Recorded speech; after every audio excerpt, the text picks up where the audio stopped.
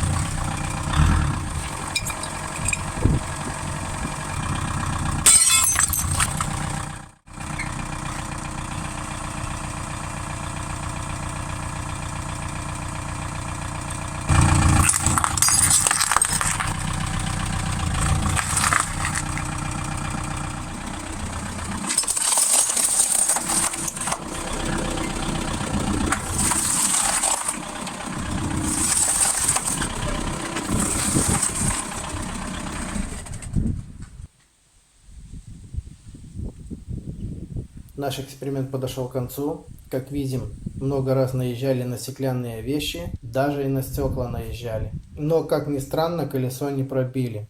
Всем спасибо за внимание. Пока-пока.